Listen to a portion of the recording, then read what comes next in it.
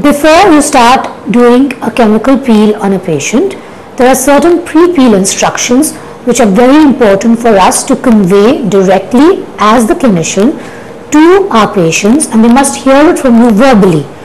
You may also have a printout or a handout to give to your patient, but that is for the patient to read before they start the peel and after.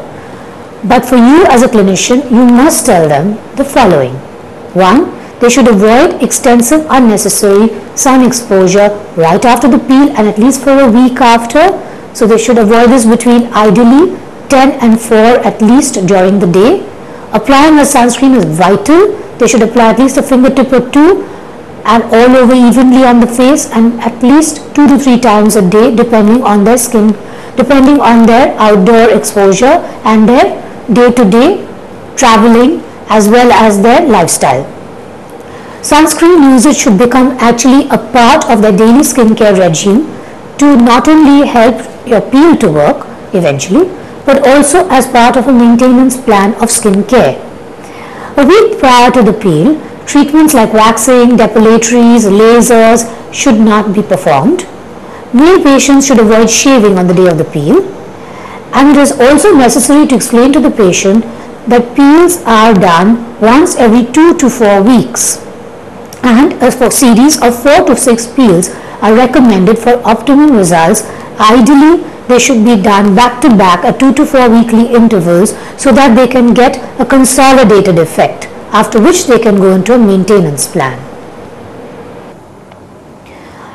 Again, a pre-peel prerequisite is a consent form which the patient must sign. This is absolutely imperative, especially in today's day and age of medical legal issues. Photographic records should be maintained before the peel, after the peel. Explain to the patient regarding what they may expect during the peel, such as itching, tingling or burning sensation. The patient should also be asked to wash their face twice with soap and water, or you can pre-peel and cleanse the patient beforehand yourself. Patient can lie supine with the head elevated at 45 degrees.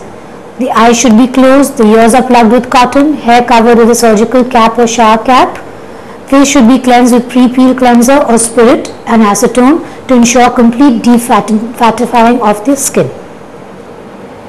Let's go through some safety precautions while you're preparing your patient for the peel, which you as a clinician and your staff should follow before every peel that you do on any patient. 1. Always check the label on the bottle of the chemical before application. Never pass an open container of acid or wet applicator with acid over a patient's face. You may just accidentally drop the acid onto the eyes, and cover the eyes with gauze pieces during the procedure so that you don't allow for any spillage or accidents. Perform the patient with patient's head elevated at 45 degrees to avoid acid collection around the eyes and other areas such as the ali nasal, the angles of the mouth, the medial and lateral canthus. Patients are instructed to remove contact lenses or any jewelry. Water-filled syringes are always kept ready in case of accidental spillage into the eyes, and just flush the eyes out. And you can also put an emollient in the areas that I just mentioned to keep them protected from any pooling of the acid as you apply it.